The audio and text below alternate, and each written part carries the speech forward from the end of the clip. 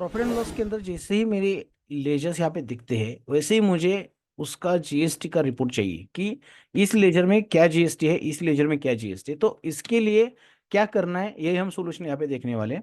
तो एक एग्जाम्पल के लिए मैं बता देता हूँ। यहाँ पे मेंटेनेंस का लेजर है मेरा। अब इसके अंदर देखिए, मेंटेनेंस भी है और स्टेशनरी भी है और दोनों का जीएसटी कॉमन हुआ है। तो बहुत जगह पे ऐसा डिमांड आता है कि लेजर वाइज जीएसटी मुझे बाइफरकेशन चाहिए। एक्चुअली ये दिखता है वाउचर के अंदर। आप देखिए, अल्टर ए करता हूँ एनालिसिस के अंदर, ये दिखता है यहाँ पे लेजर वाइज कहाँ कहाँ पे है। और ये करते समय एंट्री भी इस तरीके से करना होता है कि आपको वाउचर लेवल पे जीएसटी लगाना होता है। इसको बोलते हैं वाउचर लेवल जीएसटी कॉन्फ़िगरेशन। किसी मास्टर में जीएसटी भरना नहीं है। जैसे कि मैंने यहाँ पे, आप देखो मेंटेनेंस के अंदर कहीं जीएसटी नहीं भरा हुआ है। तो यही फंडा आपको हर जगह यूज होगा। अब इसके रिलेटेड जीएसटी रिपोर्ट कैसे देखना है हम चेक कर लेते हैं, चलिए। तो ये डिमांड किसके लिए आएगा? जीएसटी का जब नोटिस आएगा कि प्रॉफिट एंड लॉस को जीएसटी वाइज टैली करके बताओ कितना इनपुट टैक्स टैक्स आपने लिया है कौन से लेजर के लिए, तो उस टाइम आएगा। हो सकता है कि टैक्स ऑडिट में 44 जो आप नया क्लॉज आया उसके लिए भी हो सकता है। तो क्या करना है दिखाता हूँ। आपको जाना है 3B के अंदर। हम जाएंगे GSTR 3B। गोटू से गए, पीरियड दे दिया पूरे साल का। अगर डेटा आपका बहुत सारा है तो आप पहले कम पीरियड का दे के रखो, फिर जो रिपोर्ट आएगा तो पीरियड चेंज करो। ठीक है। अब यहाँ पे कहीं पे भी वो रिपोर्ट नहीं है, ये नॉर्मल व्यू होता है, इसको बोलते हैं रिटर्न व्यू। रिटर्न व्यू होता है जो डिपार्टमेंट के रिटर्न के क्लॉज के हिसाब से आता है, टेबल के हिसाब से। अब यहाँ पे देखिए नेचर व्यू का बटन आएगा राइट साइड में। तो यहाँ पे नेचर व्यू करना है। नेचर व्यू करने के बाद आपको तो करना है अल्टर F1।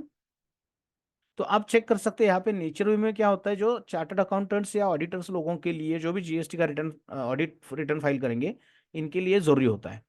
यहाँ पे अंदर आना है आपको परचेस टैक्सेबल के अंदर। जैसे कि देखो यहाँ पे क्या होता है, एक होता है लोकल, फिर एग्जम्प्ट, फिर इंटरस्टेट। तो हर टाइप के परचेस के लिए आपको अंदर आना है। जैसे कि यहाँ पे परचेस टैक्सेबल के अंदर आया हूं मैं। तो ये जो आएगा बाय डिफॉल्ट वाउचर वाइज आएगा, कौन से वाउचर में क्या मिला, ये लेजर वाइज नहीं आएगा।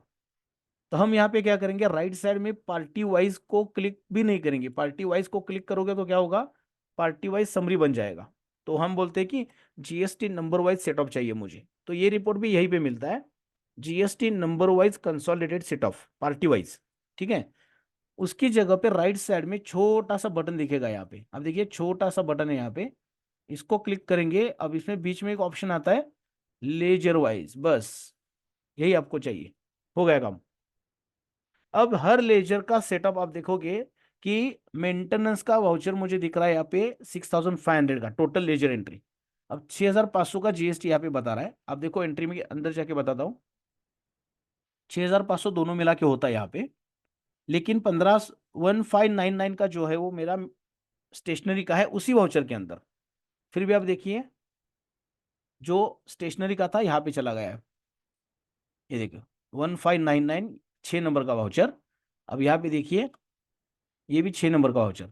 मतलब एक वाउचर के अंदर मल्टीपल लेजर होंगे तो भी आपका लेजर वाइज जीएसटी ऑटोमेटिक आने वाला है।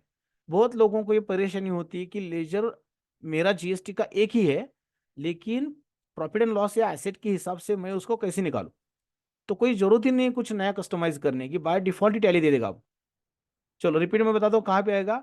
नेचर रिव्यू करना है, परचेस टैक्सेबल में जाना है, राइट साइड में पार्टी वाइज का बटन है, उसके यहाँ छोटा सा बटन आएगा, इसमें जाना लेजर वाइज। हो गया, दैट्स इट।